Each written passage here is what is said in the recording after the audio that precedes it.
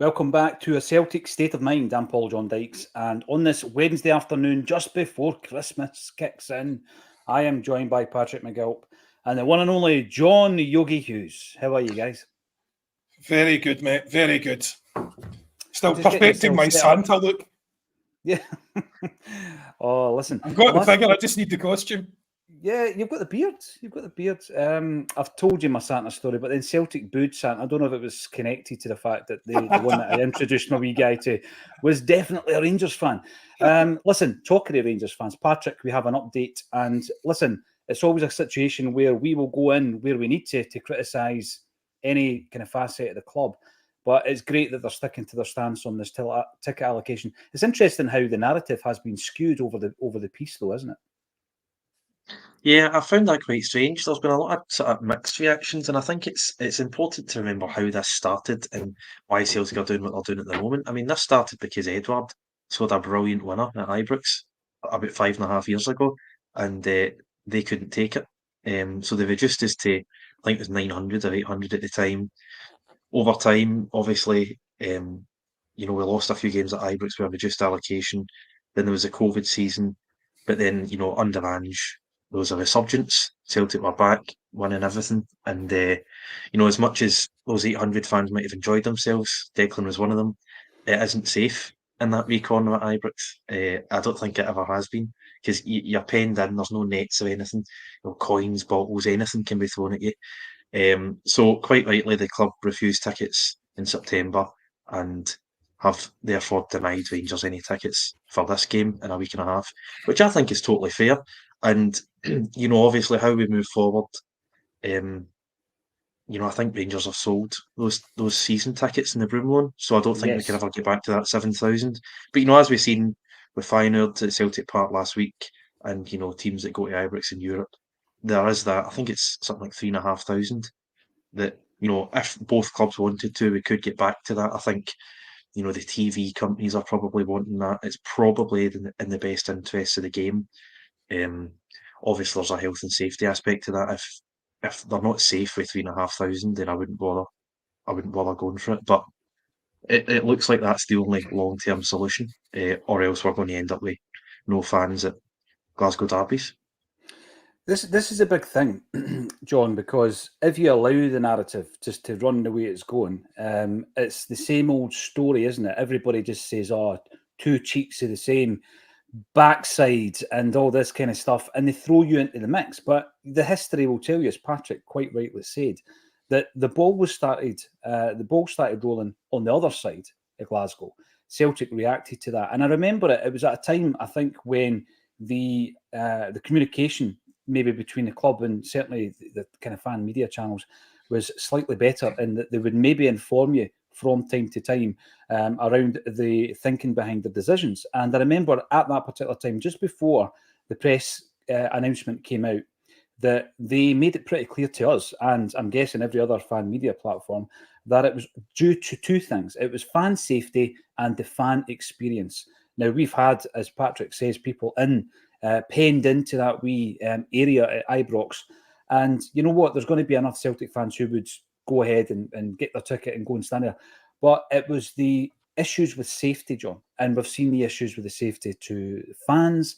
We've seen issues with safety to referees getting death threats at their home address, them and their family. Pundits not being safe to go to the ground. We've had Scott Brown attacked on the park. Batteries thrown on the park. So the safety aspect is the main reason that Celtic have taken this stance, John, and that really needs to be highlighted. Well, the massive distortion put on this at the moment has been backed up in all social media. If you look at what the Rangers fans are saying, it was because of COVID, it was because of this, it was just pick a lie, any lie. And that's how it's being presented, and they're being backed up by their mates in the mainstream who are just making it out as if this just happened, on its own, or it was just a dispute between the clubs. Yeah, and there was no dispute. There was no dispute. You get your backside handed to you, and you went greeting home to your mammy, try to take the ball with you, and you still get spanked regardless. Can you start writing my headlines for these bulletins, John? Because that would have been better than one I came up with. No, you're spot on. You're But absolutely spot on. you know, and the thing about it is, you know, I was glad to see the club responded almost immediately. Now that's very rare, as we all know, and they're right to respond immediately because this definitely is a safety issue. Now, I said before you know, I said when we still had the 700 nods in that corner that it was incredibly dangerous and someone's going to get seriously hurt. You're surrounded on all sides and from above. The players in the park aren't even safe. So how safe do you think the fans are? If they're throwing bottles, broken and breaking bottles onto goal mouths, you know, how safe do you think the fans are? So it's a nonsense to suggest that we can go in there and just present the fans with, here you go, and listen, it's like the Hunger Games, good luck, you know, and may the odds be ever in your favour. You get in there, lads, let's see how many of you come out. You know, it's insane. And the club have a duty of care. So, you know, from their point of view, I can understand why they didn't want to stop people going. We all know people who like insist that they would still go and be delighted to go, and they feel as if they're being deprived. But sometimes you have to be stopped doing something for your own good. Do you know what I mean? So if someone could step between me and the kebab shop, that would be great. Do you know? So, but do you know what I mean? You have to do. Someone has to stop you for your own good. Right, and at the end of the day, you know, the fans that want to go, fair enough, that is great, but it is not safe. Clearly not safe, and they need to put a you know, nets up or some sort of cover on it, or they need to do something to stop it, to turn it from deeply, deeply unsafe just into deeply, deeply unpleasant. Yeah. You know, and because it will still be that, because you still get fluids through the nets or anything like that. So, but I mean, it's the club are 100% right, and any of this trying to frame it as like an innocent dispute where both sides, as you say, are responsible. Absolute nonsense. They've backed themselves into a corner they now can't get out of, and they're particularly squealing about it now because they think they're going to go on a run here. They obviously think they're going to do well. So, and they might or they might not, but they want their fans in. And you know, they're absolutely right. Don't let them anywhere near the place until that's sorted out. Is my view. And go ahead. Sorry, John. No, sorry, John. On you go. No, I that's it, Paul. Just Paul, John, carry on, mate. That's fine. Because what Patrick was saying, though, John, and I think this is the brutal truth, is that they've painted themselves into a corner whereby it can't get back to what it was before. And I remember that discussion we had with the club where they were telling us, listen, this is about safety, it's about fan experience, it's just not good enough. And also, during that period, the club were pushing, and they still are, to go back to what was the norm, whereby we would get the Broom loan. What is it, Patrick? 7,500, 7,000? The allocation would go back like to that, yeah. And they can't do it. It's impossible now because they've sold the seats, and that they have painted themselves into a corner. Celtic are not going to break their stance on this, and fair play to them. So we'll maintain that status quo. But it opens up another discussion, Patrick. We're having a wee chat just before we came live here, in relation to, okay, we've got that bit sorted out. How about getting our own fans back into the stadium now? We've not really heard much, have we, in relation to the Ultras coming back to Celtic Park and for the away games? No, we haven't. You know, I think every season ticket holder get an email late October, early November, maybe, about the situation. You know, 267 have had their tickets suspended, but you know, since then it's been like drips and drabs. You know, sort of rumours on Twitter and WhatsApp chats, and you know, I don't think they're going to be in for Livingston. I don't think there's been any communication from the club. And you know, the next home game after that's the derby, and I think I speak on behalf of every Celtic fan when I say that you want Celtic Park to be at its loudest and most atmospheric for that game, because that has become an absolute must-win over the past 2-3 weeks. I don't think it's any coincidence either. You know, people talk about the atmosphere at Celtic Park, European nights, derbies. It sort of fuels the players. It helps them play better. It really does drive them on. And in the 2 months that the Green Brigade have been banned, performances and results have slipped for Celtic. You know, ever since, I would say, Atletico Madrid away, I feel as if there's been a bit of a malaise around the club, and we've not really been at our best. So it's a situation, you know, we know there's dialogue between the group and the club. We all hope there's going to be a resolution. I think that the fact there is dialogue suggests there's going to be some sort of resolution, but they're dragging their heels. It's gone on for over 2 months now. So it's hard to know what that resolution is going to be. I've said, I think they'll maybe highlight 5 or 10 who have genuinely broke stadium regulations, have broke the rules, have been violent, and let the rest of them back in. And I know that's a concern for the Green Brigade themselves. This collective punishment is totally unfair, because I don't think it's right that hundreds of people who have paid for season tickets, paid for matches, and have then not been able to go are punished for the acts of 5 or 10 idiots. So I hope they are back in. Hope they're back in for Livingston. I don't think that will happen. I hope they're definitely back in for the derby, and I hope Celtic can kick on from the 30th of December, because we've had a tough few weeks. We have, Patrick, but I'm going to pick up on that point, throw it your way, John. So we've been members of CSCs through our lives, and let's just take an example. So I'm travelling through from Fife. I'm on a bus from Lagelly.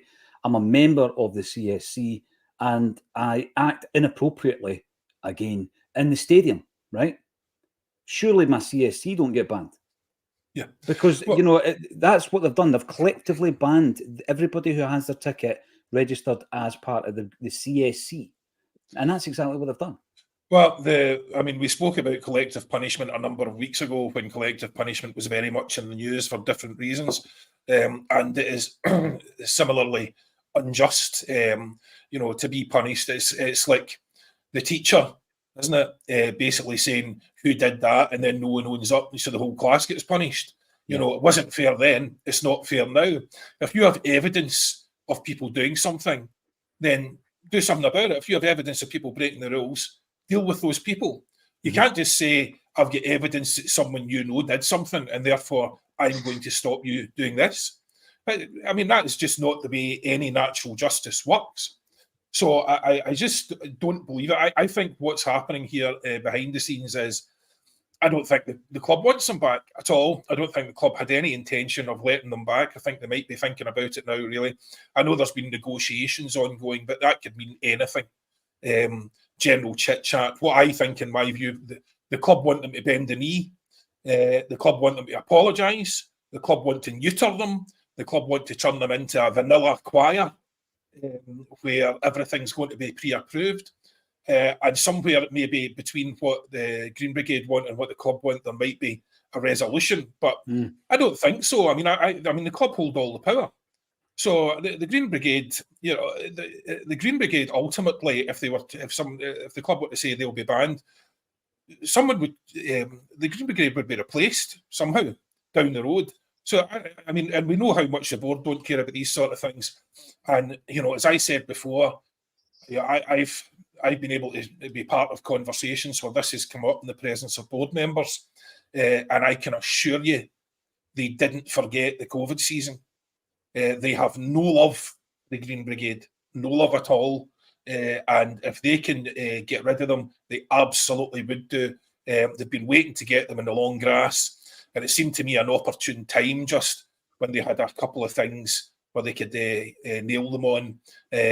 Because of the furore over the Palestinian flags and all the rest of it, they just decided to take advantage of that. But I would suggest they've been collating information and waiting for an opportunity to get them in the long grass for a long time. So, I'm not hopeful for them that they'll be back. And if they are back, I'm definitely not hopeful they will be back as they were. We might have it might be like Sevco, the Phoenix version of the Green Brigade. They all come in wearing the same smocks and sing us a nice wee song, and then go to half time, do a wee song and dance. I don't know, but I don't think it's going to be what they want. And I think it's going to be difficult for the Green Brigade to accept what the club wants, to be frank. This absolutely, I find myself getting a bit angry at that attitude, Patrick. I don't disbelieve it, and that's another part of the issue. If the club actually want to actively get rid of this group, I'm looking at the situation at the moment. The reason Celtic aren't getting results isn't because the Green Brigade aren't in the park. I get it. The reason isn't solely down to Brennan Rodgers, a specific signing, or the board. There's a collective here, And we've got to try and start getting every single part of it right, Patrick. Going into a game against Rangers on the 30th, which is an absolute must-win. And as I said yesterday, I'm not even going to call it a title fight. It's a dog fight at the moment because it's so scrappy. I don't think either of the two sides are that great, but we're going to have to get that result. And every single margin counts. Now, if the board can't see that what the Green Brigade bring, when you're talking about the positives, the pros and the cons, the positives that they bring to the party, will assist the energy, the atmosphere in that stadium. And Patrick, I've had the opportunity to speak to ex-Celtic players who tell me it does make a difference. It's not a cliche. It's not part of the fairy tale. The Celtic support does make a difference in the stadium. And with the Green Brigade, it's better. Get them back in. Surely. I mean, what John's told me, I find is quite alarming. I totally believe it, but I find it really alarming, Patrick. And if that's the case, and we get to the turn of the year and it's not been resolved yet, if fans are already dissatisfied and we don't start getting victories, it's just going to get worse for them, isn't it? Yeah, it does seem to be building up to this one game. I think a lot of people maybe hoped that Feyenoord would be the game that they'd be back in for. They weren't. We ended up winning. Um, it's obviously a must win. I think we all realise that. If you go to Ibrox, you might take a draw. Most 9 times out of 10, most times. But the way that this season has panned out, we've effectively bottled an 8-point lead, and you know, as much as they don't look great, I don't think they've lost a game under their new manager. And we are seriously short on momentum and positivity. So we desperately need to win this game, and we need to do absolutely everything we can to do that. And I think I agree with John, and yourself. If they don't come back in for this game, when are they going to come back in? Yeah. Because this is the most important fixture for months. We obviously need to win our league games every week, but in terms of this is a proper 6-pointer dogfight, as you say. This is a really, really important game. So I think this will be a big sign for the Green Brigade, whether they're allowed back in or not, because if they're not back in for this, I don't see when they will be back in. In terms of the game, we've obviously heard, it's the first time I've heard sack the board chants at a football ground. I was keen to point that out to John before we came on air, because I'm always keen to point out just how young I am. I've never heard sack the board in a football stadium. But you have seen us as winning a Champions League game now at home. I have, and I appreciate the shout out. Me and Jason Cundy were texting each other. We both appreciated the shout out after the game. But I've never heard chants like that, and we're discussing. We've not got the excuse, or the board don't have the excuse of the two ultras groups been on the ground. The two ultras groups are out. The football is poor, and they've not done a good job in terms of equipment, communication. So there's no excuses, and we do really need to get them back in, because this could turn very sour very quickly in the next 10 days if we don't start getting results. This is the thing. Are they even considering that? Are they? Again, big banner from the Green Brigade, bit of a cliche now, but are they asleep at the wheel to such a degree, John, that they can't see this coming? We're going into these games at Livingston, Dundee, Rangers, and if we get 3 wins, I'd be delighted. But sitting right here, I'm not 100% confident we will. And if we don't, then things are just going to intensify. The screw will continue to turn on the board. And what they're doing is, instead of having allies, instead of trying to unify what we already have, they're basically going the opposite way. Are they not looking that far ahead, John? Do they think this is just all going to level out, and there's enough of these people who will, in the face of no matter what, will stand up for the board? Because I don't see it. I find those voices in the minority. I think what you're just seeing is just simply another occasion where the board have made a bad decision, poorly timed, poorly thought out, and this is the result of it. As I say, they maybe thought that it was the right time to do it. It turns out it's not, because as a direct result of other decisions they've made to do with recruitment and all the rest of it. I mean, to the point where I was sort of having deep contemplation on the nature of faith. The other day, I mean, the school I went to was effectively a monastery, and I had many conversations around faith. I don't like the idea of faith. Faith is belief without evidence, and that's why I'm not a religious man. And so, what I'm looking at just now is lots and lots of evidence things going very badly, and no evidence at all of how things are going to turn around. And that requires perhaps not faith, but it definitely requires hope, because you have to hope that Brendan Rodgers can get a tune out of these players, which he's shown no evidence of doing. But the real cause of all this, stems back from, you're going back to Dermot Desmond appointing Peter Lawwell for the second time, then him appointing his son. There failing to be any corporate restructuring in terms of the board. The guy's on there for 100 years, doing nothing, bringing nothing, just nodding dogs, picking up their money and their 62.5% pay increase. So, from that stems the fact we ended up with Mark Lawwell, nepotism. So we bring back Peter, we get Mark, just as a sort of 2-in-1, like the world's worst 2-in-1 deal. So, again, and from that, we've had absolutely abysmal recruitment. And from that, Dermot Desmond puts his foot down, we get Rodgers, but we now have the same situation. Rodgers can't be sacked, he'll never be sacked no matter what happens, because Dermot Desmond won't tolerate being told what to do by plebs like us, as we saw during the COVID season. In fact, he'd dig his heels in, go the other way. So, as long as Brendan wants to stay here, he'll stay. The problem with that is Brendan's never been very good at recruitment, and it has been evidenced by his only interjection in this season so far, which is Nat Phillips. They're pretty much the worst centre half I think I've ever seen. But, all of this evidence points to things are not going well. Things are going to continue not going well. And there is no evidence to the contrary of that. However, I might not have faith, but I do have hope that we can somehow turn this around, because sport is not entirely evidence-based. Sometimes very strange things happen on a field of play. And we have to hope for that. We have to hope these players can pick themselves up, and some of them play above themselves, others get back to the levels that they were already at, and we have to hope that Brendan starts getting a tune out of them, stops making bizarre, I don't know what he's doing, squad selection bingo. Do they have a night out the night before and just pick who's getting on the bench? Just randomly. I mean, it's bizarre, absolutely bizarre, that some of the decisions he's made, some of the insistence in continuing to play a formation, which we can't play because we don't have wingers, the insistence in bringing guys on, just, weird times and in weird positions, and then switching them back. Look, you could go on, and usually I do, but I'll give you a chance to step in. No, there's a few things on the back of that, John. Yeah, totally random team selections. And this is the thing as well, from someone who has been right behind the appointment of Brendan Rodgers under the circumstances. We went through all the list of names that were being linked to Celtic.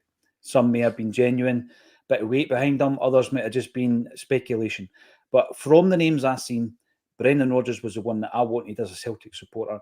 But you're true in what you say in terms of his own record, and this is what worries me a bit, Patrick, because if let's say Brendan Rodgers' transfer record isn't great, and the recruitment record of the team that we have in place right now with the head of recruitment is abysmal, because the hit rate's miles off what it was in the first two transfer windows under Ange Postecoglou, then I'm concerned, because we've got a situation then where we're looking for quality, right? That's great. And Brendan Rodgers has stated that we need quality. This is going to lead us on to a conversation we were having with Paddy Sinnott this morning, who unfortunately can't join us today, but it was a great conversation that we were having about streamlining the squad and then getting the quality in when you start looking at the kind of wages that are going down a black hole every single week without any contribution from the players who are making the wages. That's great. Rodgers wants the quality. Of course he does. Every manager wants the quality. But it's about identifying that quality. I'm going to give you an example here, right? And it's not about being in the know. I've read some things in the last 7 to 10 days about people who think they're in the know and they've got all this source material, and you take it with a pinch of salt, right?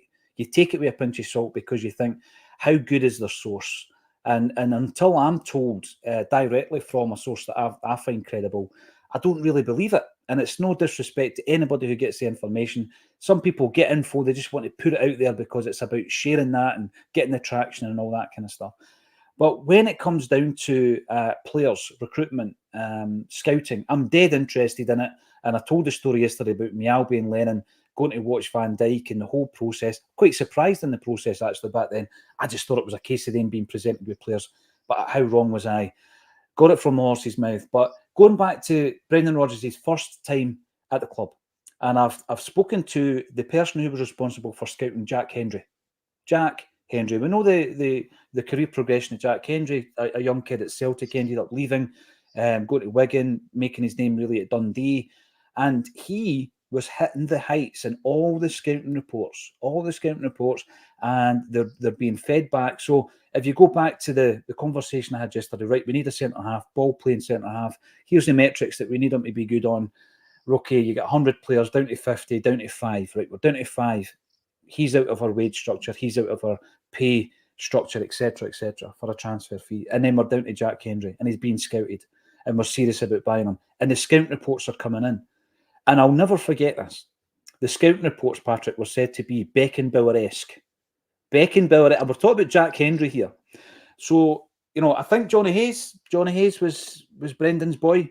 Jack Hendry was Brendan's boy. There's talk that Nat Phillips, again, I don't know if that's just people surmising, he was someone that Brendan has identified. Does it worry you that when given that autonomy, Brendan's not that great either when it comes to actually bringing players in? Oh yeah, definitely. I think we've seen that. For the life of me, I can't remember the guy's name. Was it Congerton? Lee Congerton? Was that the Yeah. guy that he brought with him?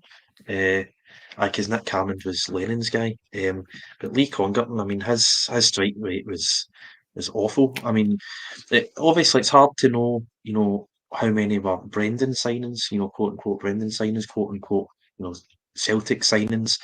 But my concern is, maybe I've just not done the research or whatever, but I don't know, who's in the recruitment team, who the scouts are. Maybe that is publicly available information. I don't know. But I would worry what metrics we are using. That Jack Hendry is one of the best ball playing centre halves that we can find. I mean, I think Lagerbielke. I mean, he was apparently impressed with our recruitment, right? And it's improved since we signed Jack Hendry, apparently.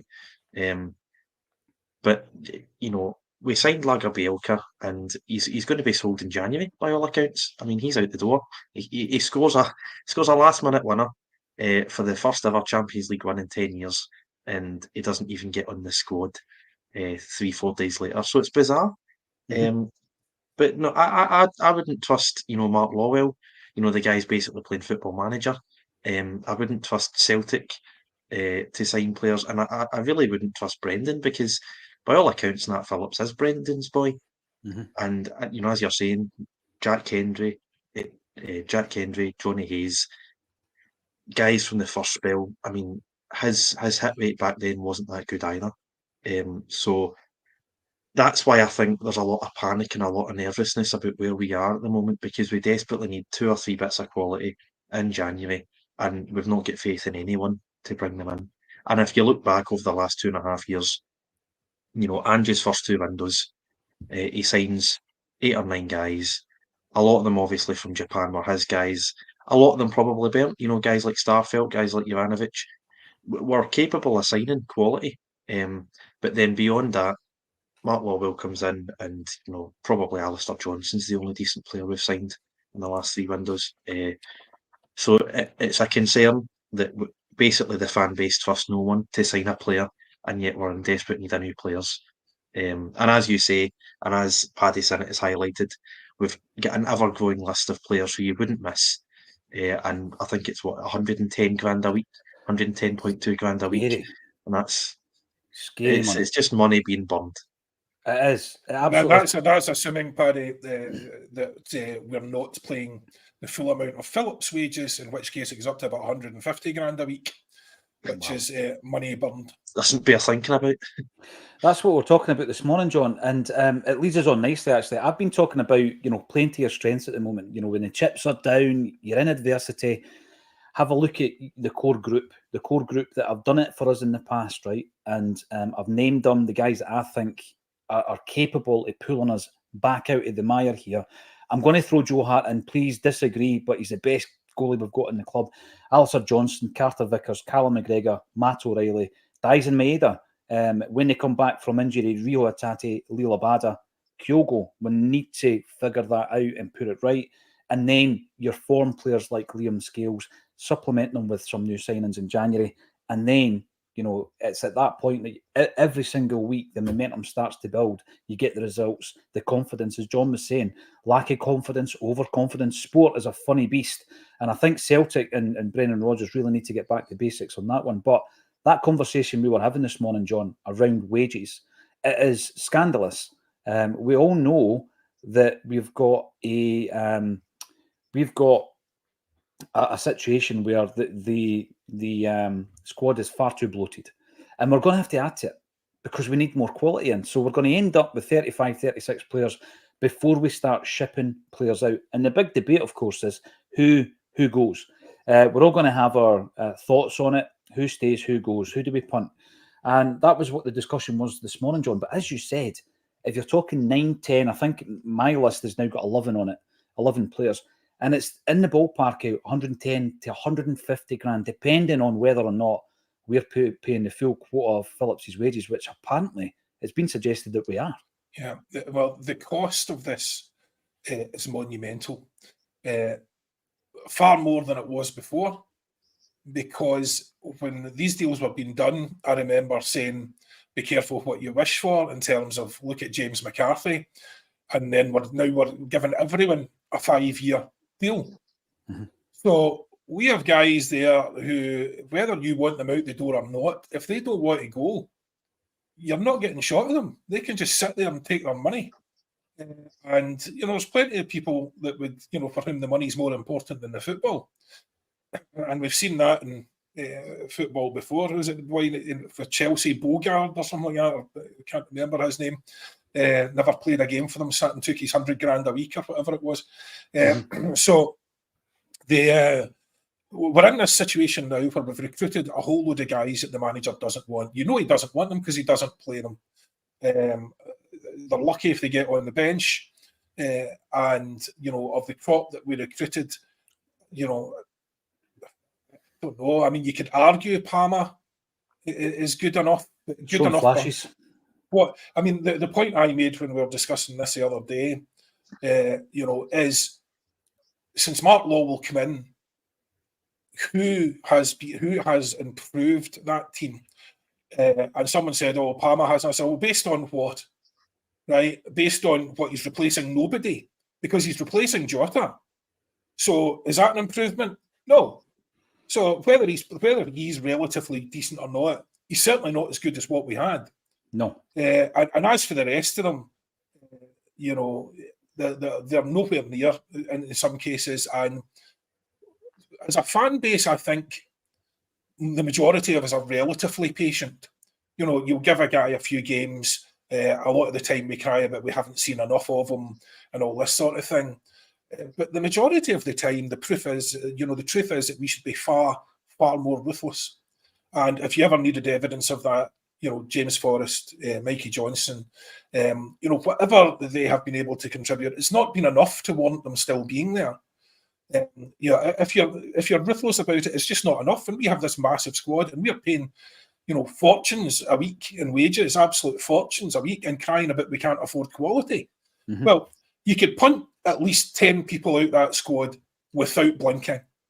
Without even thinking about it, you could punt 10 people out of that squad. Just no bother. We would lose nothing. And you're saying 10 guys' wages, let's average it up. As you said, maybe 15 grand. That's what it sort of seems to come to once you're averaging it up. And, it's 150 grand a week. And then we're complaining that we can't afford quality, we can't afford the wages. That's the wages of, I don't know, 4 top-class players. at least. So it's astonishing that we've got to this point. But as I say, a series of bad decisions, and we just keep making them. And we're about to give. You're saying, do we trust them in this window? Not at all. Absolutely not at all. The best thing that could happen is we get a load of loan to buys, and then we can at least see them, and we're not committing to making the squad any more bloated than it is. So that's the way we got Jota, that's the way we got CCV, and that's the way we should get everyone, if we can, loan to buy. Now, is that going to happen? I doubt it. Are we going to get shot of the 7, 8, 9 guys that we need to get shot of? People are saying that we're going to get shot of this window. No, because we should have got a shot of them all in the summer. What was to stop us doing that? It's just, Mark Lawwell is not qualified to do the job. We've been over this. He wasn't qualified to do it. He came from a completely different job. He wasn't qualified to do this. It was a massive step up. I don't believe his LinkedIn, but it says what his position was. Don't believe it. There was no evidence of it. And even if it was true, his job at Citigroup was to collate reports from, 10 different countries coming in. So the head of that department was collating reports and making sure the right information's in them and passing it on to guys that actually make decisions. He was not making decisions on players in any way, shape, or form. He was just passing information to people who could. So he doesn't know anything about what we need him to know. He doesn't know how to judge a player.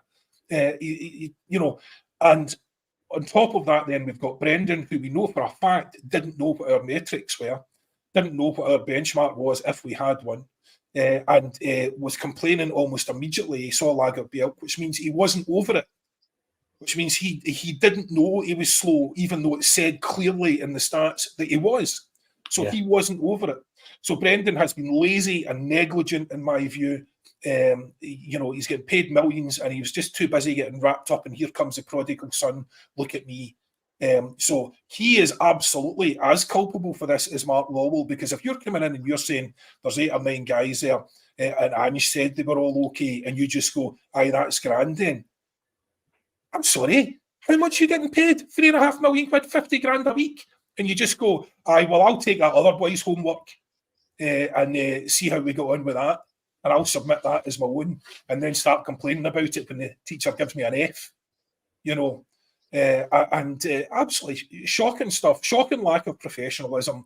And that's what you get from kind of the things that we know to have happened recently, and privy to some information. But what you get from that is we project professionalism onto these guys that doesn't exist. So just imagine Lawwell's a boy who turns up in your job, in your office. He's a boy who turns up and he's not got a clue. Not got a clue what he's supposed to be doing. He knows how to speak, talk a good game about this, that, and the next thing, but he can't do his actual job, which is judging players, right? And then Brendan turns up again, talking a good game, but he's never been great at this either. So he's just phoning his mates now, his old agent friends and all the rest of it. And it's going to be, I wouldn't be surprised to see in this window a whole load of Scottish panic signings. So guys from our league, because they've seen them, Brendan's seen them, we know we can afford them, etc., etc. A whole load of guys from the usual Dahans of the world. And there'll be talk of a whole load of guys who we're in for, but we can't afford and are never coming in the first place. But that's just to make us feel better. So I don't expect that we'll be saved by this window. And what I do think is, if anyone's going to have to save us, Brendan's going to have to earn his 3.5 million. Brendan's going to have to prove that he's worthy of being the best manager, the highest paid manager that we have ever had. Because by God, he's miles off it at the moment. Miles off it. This is a thing that can't be denied, John.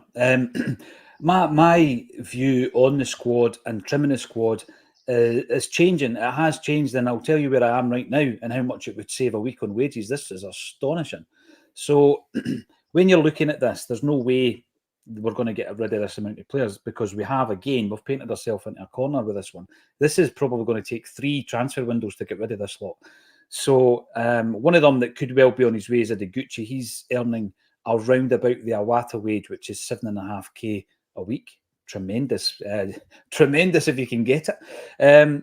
I would end Paulo Bernardo's loan. I would abelgard him. I would yence him. I don't see the point in having him in the squad because it's quite clear that we fancied him for the Champions League games. We've not got any of those fixtures on the calendar now. So let him go back. He's not going to be any better than what we've got already.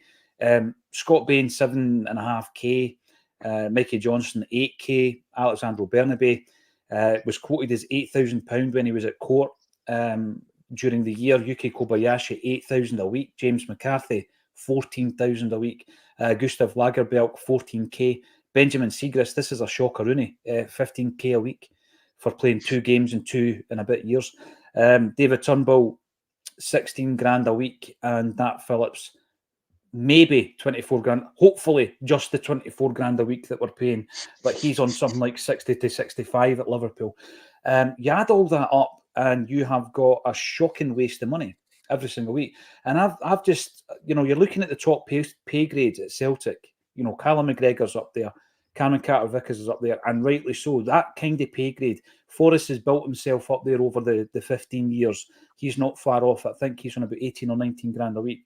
And you think, well, all that lot who are not contributing a jot, give me 3 or 4 players. That would actually pay for 6 guys in the top pay bracket, but we're not going to be buying 6 guys at 8 million quid. But let's just look at this, right? Going back to your point, John, on the loan to buy. It's not worked with Phillips. It was an emergency loan anyway. It's not worked with Paulo Bernardo, but it did work with Carter-Vickers, Odsonne Edouard, Jota. And I think the other one that might have worked if it had been better with the injuries would have been Filip Benkovic. We brought him in. He was going to cost us 9 million quid, but his injuries were too bad. If we're going to spend that kind of outlay, 6, 7 plus, loan to buy every single day of the week. And I think that's why we're going to end up maybe with 1 buy in January, Patrick, probably Miovski, with 2 or 3 loan deals similar to the names I've just mentioned. Yeah, and it's a good way of doing business, but it's just sort of clicked there that it shows the level of confidence we have in our own scouting department that we need a year-long interview before spending that amount of money. Now, 6, 7, 8 million is a lot of money for Celtic, right? I understand that, but it shows the lack of confidence actually within the club that you don't want to sign a guy like Jota for 6 million solely because I don't trust your was, scouting reports. I need to watch them for a year before I decide. Absolutely. Aye, and listen, it's a good way of doing business if the guys if it's somebody like Home who's had maybe 1 year of professional football, but he does look a player, fair enough. But I think Jota was 21, 22 when we took him on loan, so he's had a good 3, 4 years. And obviously a youth career before that, but I'm not for Miovski at all. A few of my pals watched the League Cup final. They put themselves through the League Cup final on Sunday, and apparently didn't have a good game there either. I think paying 4 million odd for an Aberdeen player is just mental. We probably could do with a striker the way things are going just now, because as much as we might not like the way that Brendan is utilising Kyogo, Kyogo's performances seem to have dropped off a cliff the last 4 or 5 weeks. He's definitely not playing the way he can be playing. I was a big fan of O. I still think there might be a player in there, but he's quickly running out of time to prove himself. He'll come in, score a few goals. Can he get a run in the team? Just doesn't seem to work. As you say, I think that might be the way the club goes. I think that's left back from Esterville. I think he's going to end up coming in because that's quite heavily linked. I don't know how good he is, but it wouldn't surprise me if those were the 2 permanent signings and then maybe a few loans. But even if it's, and I hate that this is where we are as a club at the moment, but even if it's just get a few guys in the door to help us win the league this season, because it really is that important to get that Champions League money. We must have contacts with the City group. We've got guys like Bellamy and quality players on loan for a short period. Robbie Keane to they never got us over the line those 2 seasons. 2 very bad examples, actually. But we can get quality in on loan. What are you going to throw in next? John Joe Kenny? Come on now, Patrick. Great player. He was a great player. Should have signed him. You should have said Ollie Burke. At least we won the league. Jeremy Toljan. There's so many that we could go on about. But no, it's I mean, it's a big, 5-6 weeks. And as you say, I mean, we've listed all these players. They're not going to move. I mean, James McCarthy's another one. I'm not sure if you mentioned him by name there, but he's another one that's going to just sit there for, I think it's 18 months he's got left. He's just going to collect his money. No one's paying him that amount of money. I think it's 20 grand a week he's on, which is absolutely wild. Seacrest, I think him and Seacrest have made the same number of appearances in 18 months and they're on 35 grand combined. It's a woeful state of affairs. And as John said, you've got Dermot's son at some sort of executive level. I'm not sure what his official position is if he has one, but you can't hold that guy to account because his dad owns the club. And then Mark Lawwell, by all accounts, is doing a terrible job, but you can't hold him to account either because his dad's the chairman and is probably the second most significant figure in that building. So it's a tense time, and the only thing that gives me hope is we do have a better manager and we do have a better squad. I still believe that, and when it comes to beating Rangers, Brendan seems to know what he's doing. So I'm still slightly confident we'll win the league, but it's going to be a big 6 weeks. Definitely is going to be a big 6 weeks. Now, Jungle Lion, welcome back to the show. They have to be let back in. We're talking about the Green Brigade and boys, the ultra groups. They've got to be let back in. We've got to play to every strength that we've currently got at the moment, because there's been a period of time, it's not just one transfer window, it's a number of transfer windows that has left our squad in a kind of perilous state, whereby we thought we were going into this season with a treble-winning squad, but when you look under the bonnet, it doesn't look like a squad that is that strong. You throw into the mix a new manager with new ideas, some players not really adapting that well to those ideas, looking very ordinary, and then we start to drop points left, right and centre. And what we need is we definitely need a fresh impetus, and that can be injected in the stadium at least by the return of the fan groups. Davy Cooper, the only club in the world that bans its most influential fans. Don't they know our demise is due mostly to this stupid action? I don't know if it's due mostly to that action, but it's certainly one aspect of what's going wrong at the moment. We're disjointed on the park and off it. The Urban Culture, welcome back. Good day, fellow Acsom addicts. Time to lift the gloom and the ban. Yeah, absolutely. Talking about lifting the gloom, two wee things. One that I laughed at and one that I thought was brilliant. First one's Craig Levine. That's the one I laughed at. Did you hear his chat yesterday, John? He wants what he calls, don't clip me and say that I think it's still this, the old firm. He wants us to leave Scottish football. I think he's referring to Celtic and Rangers. But to send £50 million back up the road. He wants us to go to the English League and send £50 million back up the road. Honestly, I wasn't sure, because he had this kind of look on his face where I wasn't sure if there was a punchline, if he was winding everybody up. But he seems to believe that that's actually a genuine way to improve Scottish football, John.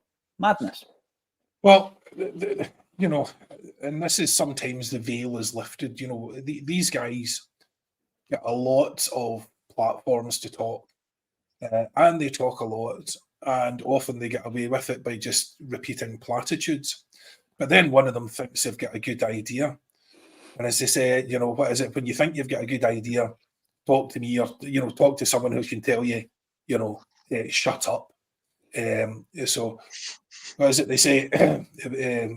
Better to be quiet and be thought a fool than to open your mouth and remove all doubt. And essentially, that's what he is. What he's done there. I mean, that is such a, I don't know. It's like a primary school child's thoughts on the game. I mean, good God, man. I mean, if you had two brain cells to rub together, they'd probably cause an explosion. That's it's just shocking stuff, and that's what I'm saying. We project levels of expertise and professionalism onto these guys that they're just not worthy of. You think they would have valid thoughts on the game. They'd have thought this through. They'd have analysed it as their job. They're at it every single day. And to come out with something that's just as ludicrously stupid as that. I mean, I don't know. It's madness, absolute madness. And go back to your points, Patrick. I heard that left back was basically a tall Greg Taylor. That's about the standard that he is. He's basically a taller Greg Taylor. And as for O, I think it's very difficult to judge O really, in as much as Kyogo's managed to look absolutely dreadful in this side. So is it fair to judge O? Because the issue is that there's no creativity in the team. There's nothing coming from the wings. There's one man in the midfield with any creativity, and that's Matt O'Reilly. So as it stands at the moment, in our, the way that we are playing football at the moment, if you nullify Matt O'Reilly, we've got nothing.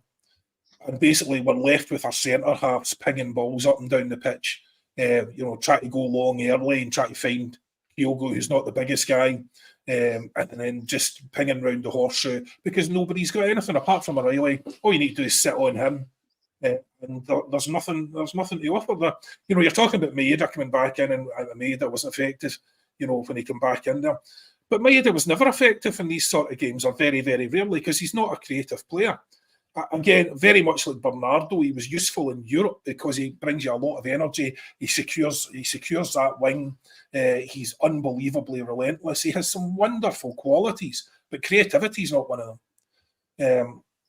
And that's the other thing that's sort of depressing about this as well. And I'm sorry, I can't remember who it was that said lift the gloom. Talking to the wrong guy today. I'm trying to force myself to be hopeful all morning. Honestly, I need therapy at this point. But you're talking about the guys coming back in. So Hatate, great. Peak Hatate makes a huge difference to this side. Absolutely huge difference. When was the last time we saw peak Hatate? That's the worry. Right? That is the worry, John. Yeah. And then Abada comes back in. What was Abada's skill? Well, Abada's skill was getting on the end of balls, usually from the other side, from the other wing, and scoring goals. Mm-hmm. He's not beating men. He's not that kind of creative player. He's not dribbling past people and usually getting to the byline. Abada's strength was in a system that played to his strengths, and he was very good at scoring goals. Are they better than what's there at the moment? Well, it would be difficult not to be, especially in Abada's position. Mm-hmm. But I mean, again, that third position in the midfield, the fact that none of these guys have been able to nail it down. Now, obviously, Iwata's injured, so it's a bit unfair on him to say that. But I mean, it's been like that all season. Nobody's been able to nail it down. So we do not have a load of players coming back who are like the Holy Trinity and are just going to sort everything out, and all our ills will be fine. We'll be a lot better with them back. We'll be better. We'll not be a lot better. There's no evidence. And again, we're back to the evidence thing. There's no evidence that we'll be a lot better with these players. You just look at what their strengths are. Look at what their form has been like. So this is where I come back to Rodgers having to earn his coin, because he's a huge job to do here. A huge job. And whether he's up to it or not, well, we've just spent, $3.5 million a year on a £60 million gamble. For that Champions League money. So he better be up to it, because I don't see another way out of it. See the thing, John, I totally agree with what you just said there. The three players coming back who at the top of the game in the right system make a massive difference, huge difference. Under the circumstances, they're not going to resolve what is going on here. New signings in January, if they're right, so there's a massive gamble in that, could make part of the difference. Brendan Rodgers with a laser focus, rather than throwing players under a bus, saying I'm not expected with that performance out there, which was rotten. All these mixed messages we're getting from him. We need a laser focused Brendan Rodgers who actually will adapt to the players that are at his disposal as well. And we need the full complement of Celtic supporters back in the stadium. And all of these aspects of what we're talking about, Patrick, then give us a fighting chance. If we don't have all that in place, and by the way, even when we do, it might not be enough under the circumstances, but it's definitely going to give us some kind of positivity and a fighting chance. And if we don't, then we're up against it. But a big part of it, as John says, is this laser-focused approach from Brendan Rodgers, because you know that when he's like that, when he doesn't have the distractions and all these things start to creep in, he is a top-class coach. He might not be great at identifying and signing players, but when he works with players, he can get the best out of them. Very few examples this season. I think Matt O'Reilly's the obvious one. I think Liam Scales will take a lot of credit himself for what he's done, but Brendan Rodgers may have participated in that as well on a one-to-one basis. He's called a one-to-one coach. But it's all these different aspects that need to be put right for Celtic to have a fighting chance this season. And as John quite rightly said, it's a £60 million gamble if we don't do it. Yeah, and it really is down to the manager at this stage. I think he probably, certainly in my eyes, you two might disagree. I didn't hold him as much responsible for this up until Hearts, but then you sort of have to have a think to yourself and say, well, we really shouldn't be losing 2-0 to Hearts at home. The manager's got enough to win that game. I mean, come on. And as much as the transfer window's been poor and everything else that's going on this season, we shouldn't be losing that sort of game. Yeah, and as much as these things happen, it's not as if those are a big surprise. And I think that was another massive worry for me at the Weird weekend. I don't know comment. what you two think about this. Weird comment. The I'm not surprised by this. That's so strange. I really do not know what to make of that. Whether there's some sort of illness going through the squad or, he's basically given up. But I don't see that at all. I mean, you're both spot on. He does really need to earn that 3 million, 3.5 million that he's on, because his reputation's on the line. There's 50 million on the line for the club. His reputation, managerially trying to get another job after this, but also with the Celtic supporters who he came back to try and help rebuild that relationship and that reputation. Because there's no getting away from it. Celtic managers who lose the league now get sacked. There's no excuse to lose the league in the situation that we're in at the moment. And John, you've made a good point there as well. The players that are coming back, they do offer something. They do offer something different, and they offer something better than Mikey Johnson. But Maeda, he's better when games are open and teams have a high line. But against Livingston on Saturday, I sort of struggle to imagine what he brings to this. What he brings to the side. Hatate, I think he's had maybe 2 good games this season. He's been injured a lot, but he made a very poor start to the campaign. And then Abada, a bit like Maeda, sorry, quick player, gets a couple of goals, good at the back post, but against Livingston, is he really going to be the difference maker? It was guys like Jota and on-form Hatate, guys like Matt O'Reilly, who are going to be required to step up at the weekend. And I think that is the focus now. Can Rodgers get a turn out of this squad, because he's been paid the big bucks to do so, and we know he's got the quality to do so, but we've not seen it in the last 2 months. The interesting thing, I think, is you talk about players in form. Does that apply to coaches? Can coaches be in form, off form? The coaches have their time, and then that's it for them. Because you would think, as a coach, the benefit you have over a player is that you're able to think things through and change tack, and it doesn't require something from you that you're not capable of.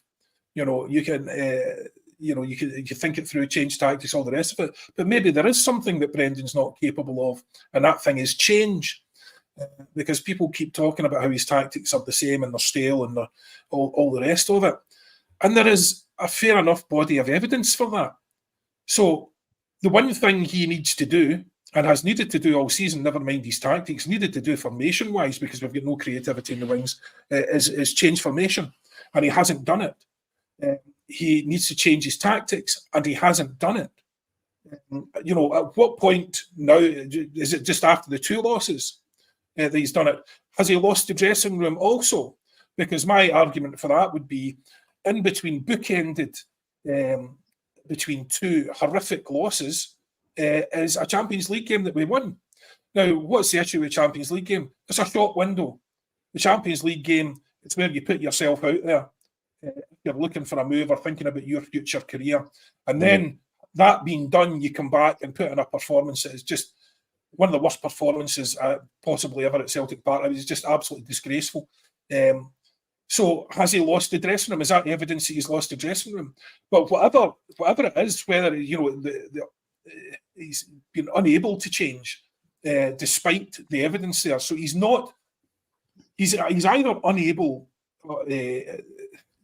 of assessing the situation as it stands and taking an objective look at it and thinking, right, this just isn't good enough and it's not working. What do we do? You can't just keep, and we all know the old trope, you can't keep doing the same thing and expecting different results. And that's exactly what we're doing. We're throwing the same teams at it with a bit of selection bingo in the middle. We're throwing the same teams at it, the same guys who are not creating, and the lack of creativity is a massive issue. So you have to overcome that using another tactic. You can't just keep throwing the same guys at it. We're blaming Mikey Johnson as if Mikey Johnson's a player. You're blaming James Forrest as if he hasn't been contributing for years. It's not the fault of these players, it's the fault of the manager that's playing them. Despite the fact we have 150 midfielders. Could we not do something there? Could we not play a different tactic there? Is it beyond a bit of man to go 3-5-2?